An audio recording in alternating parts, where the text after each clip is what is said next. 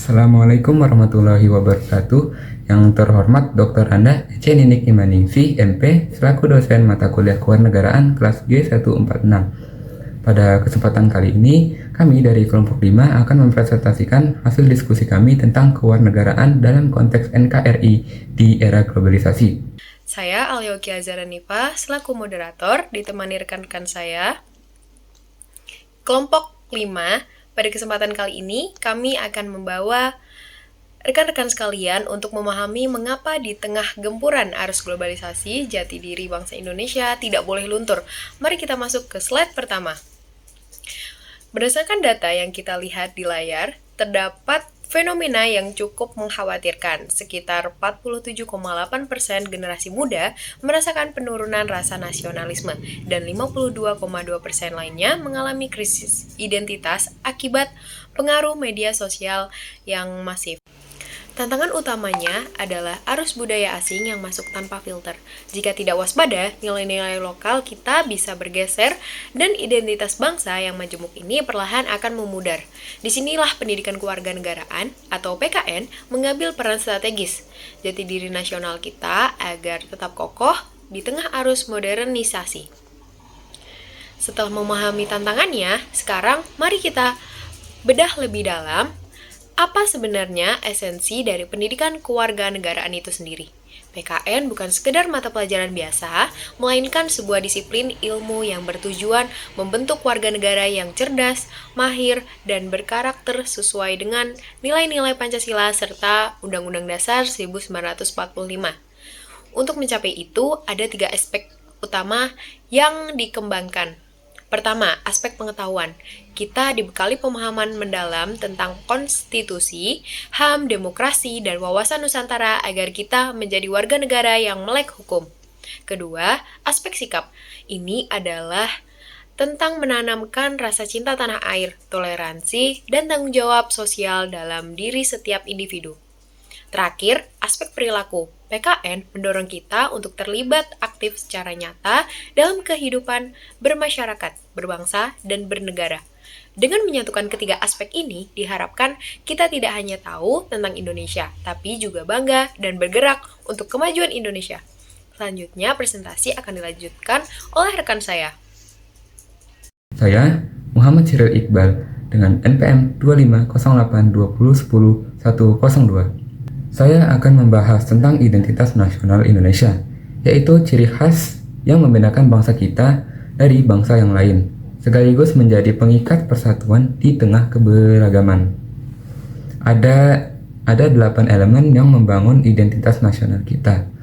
4 elemen yang pertama adalah bahasa Indonesia sebagai bahasa pemersatu, lalu ada bendera merah putih yang melambangkan keberanian dan kesucian.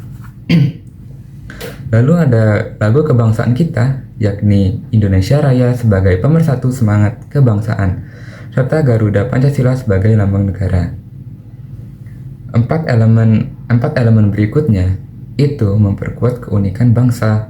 Pancasila adalah falsafah kehidupan bernegara. Undang-Undang Dasar 1945 menjadi konstitusi yang mengatur seluruh aspek kenegaraan.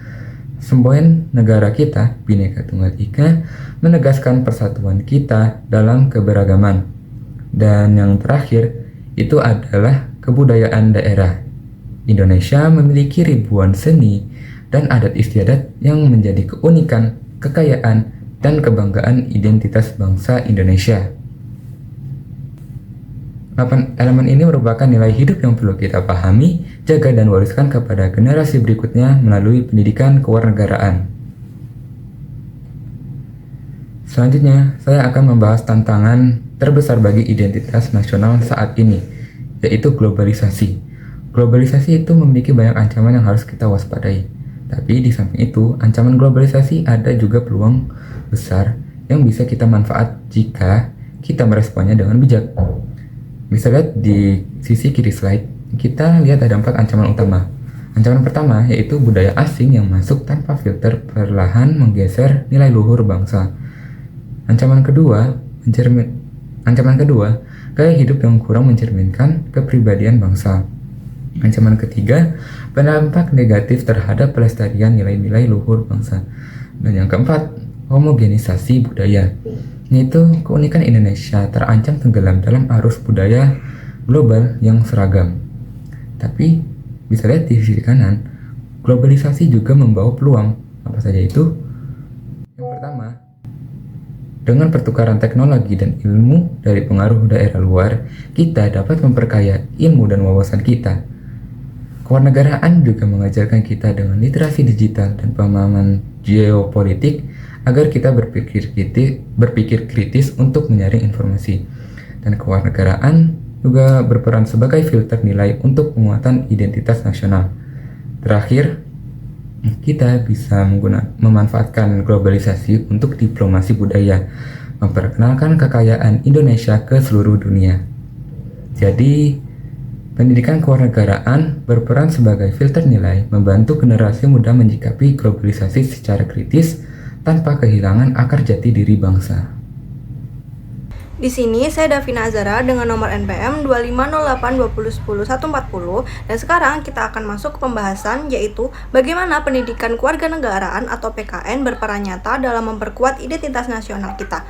Ada 3 poin utama dalam bagian ini. Yang pertama, sebagai penjaga integritas. PKN bukan hanya soal teori tetapi alat vital untuk membentuk karakter generasi muda.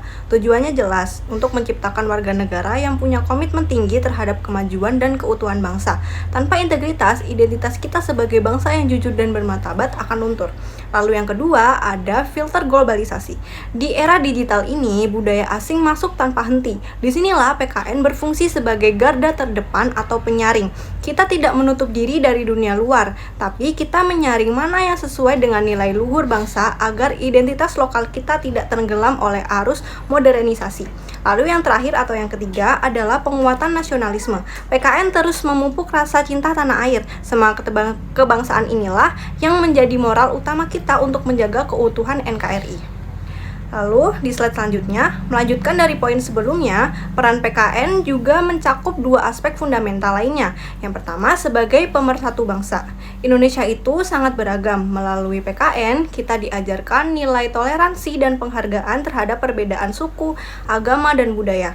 Selain itu, PKN juga memperkenalkan simbol-simbol identitas resmi kita seperti bahasa Indonesia, bendera merah putih, lagu kebangsaan sebagai pengikat kita semua sebagai satu bangsa. Lalu yang kedua ada fondasi demokrasi. Terakhir, PKN itu bertujuan membentuk warga negara yang cerdas dan sadar hukum. Kita belajar tentang hak dan kewajiban secara seimbang. Dengan memahami peran ini, masyarakat didorong untuk berpartisipasi aktif dalam kehidupan demokratis yang sehat dan konstruktif. Lalu untuk slide selanjutnya akan dijelaskan oleh teman saya.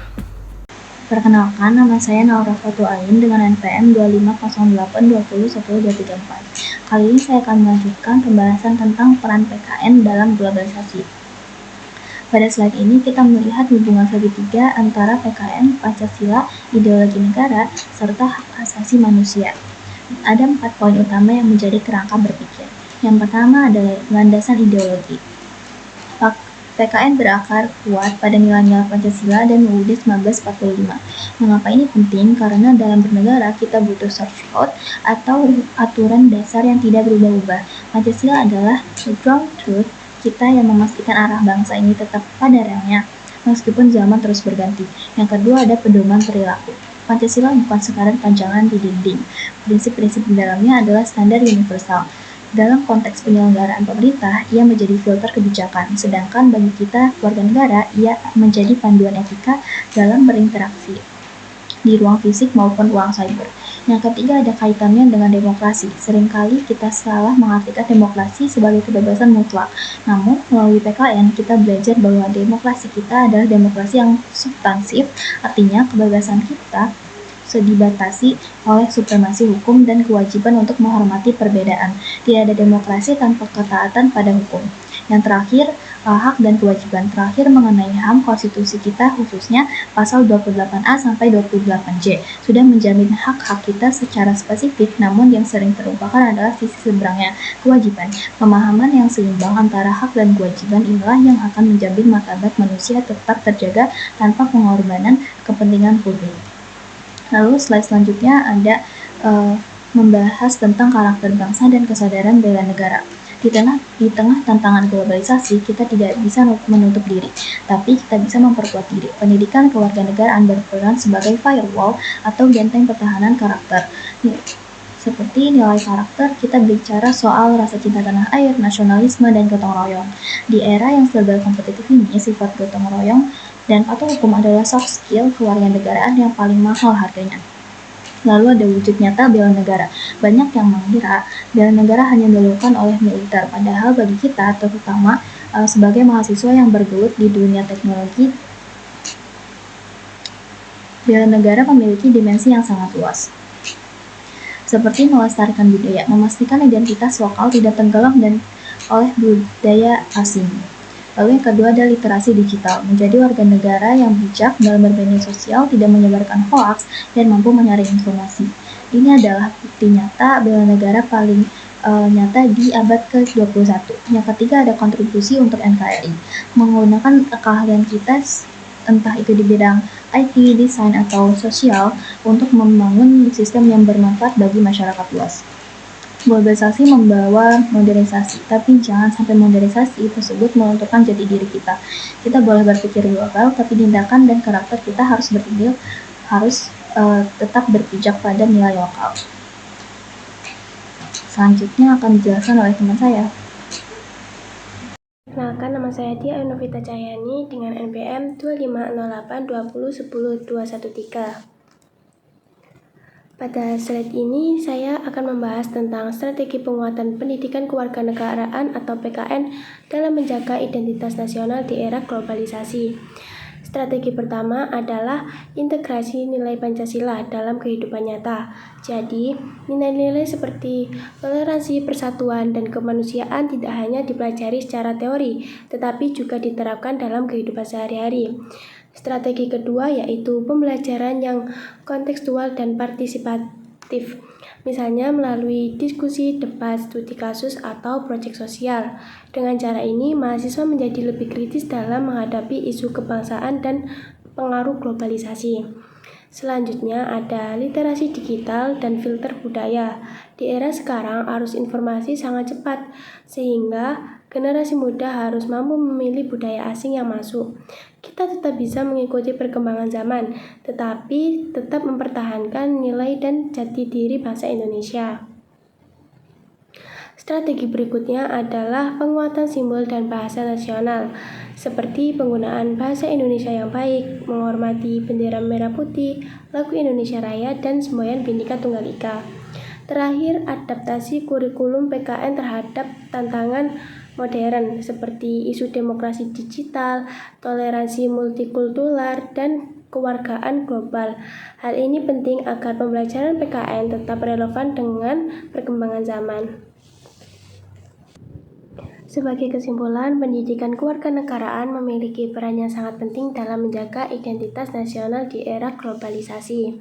PKN bukan hanya mengajarkan hak dan kewajiban sebagai warga negara, tetapi juga membentuk karakter bangsa yang berlandaskan nilai Pancasila, nasionalisme, dan semangat bela negara.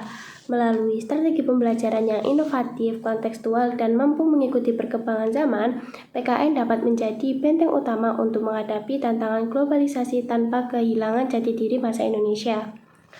Dengan demikian, penguatan PKN menjadi langkah strategis dalam menciptakan generasi muda yang cerdas, kritis, berkarakter, dan tetap bangga terhadap identitas nasional Indonesia.